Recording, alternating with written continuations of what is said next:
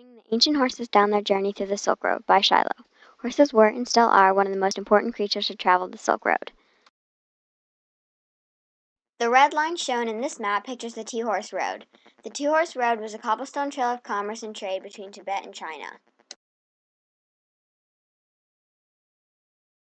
The Chinese people wanted sturdy military horses from Tibet and traded cartloads of tea and silk for them. However, horses were not just used for military reasons, they were also used for travel. They were widely used to travel along the Silk Roads by nomadic people such as the Kazakhs and Mongols. Throughout China's long and rich past, no animal has affected its history as greatly as the horse. There are a few main horses associated with the Silk Road, like the common Tarpan ponies, the highly in-demand Fergana horses, and the premium Nongchen horses from Tibet. Tarpans were age-old travelers of the Eurasian steppes and could be recognized by their distinctive mane, large head, and shaggy coat. The Fergana, or heavenly horses, were preferred over all the other horse breeds and were a prized trade object.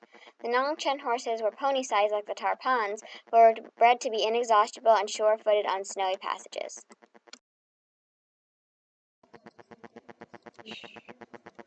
The route that the horses followed and traveled on, the Tea-Horse Road, proved to be very dangerous at times. For example, they had to travel over Tibet's rugged Himalayas, which had very narrow paths.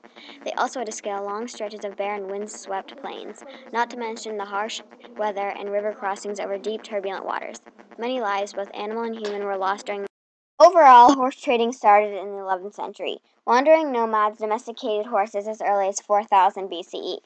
At first, the horses were a food source, but by 3700 BCE, people began to ride them. In 2000 BCE, pastoral migration started. Those were where the nomads and horses migrated seasonally and established pastures in the steppes. Like I had mentioned earlier, the Tea-Horse Road was used for trade between China and Tibet. Because China needed horses from Tibet and Tibet wanted tea from China, they were forced to depend on each other, even though the two countries themselves didn't always get along. The Tea-Horse Road promoted exports and exchanges of cultural diffusion, religion, and ethnic migration, much like the Silk Road. Since ancient times, the steppe region has been known prominently for its horse breeding and horse-riding nomad people.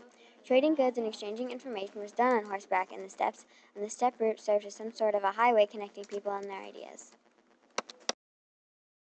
There are about 20 different people groups living along the Tea-Horse Road, so naturally they share things like religious ideas, food, clothing, and language. Horses made it possible for people to migrate and spread their ethnicities and culture, not to mention that the horses carried the goods such as tea and silk. Without horses, Tibet would not have anything to trade with China, and therefore wouldn't spread as much cultural diffusion. Continually traveled along routes to make sure that their animals would have water and shelter. This movement included contact with nomadic people from other towns, and so they exchanged goods, which meant bringing salt to the nomads and horses to the Chinese people. Given the importance of horses in the lives of people all across Asia, horses can be found in many forms of literature and visual arts today. For example, Arab and Turkish poetry often celebrate the horse, along with textiles woven by the nomads that depict horses.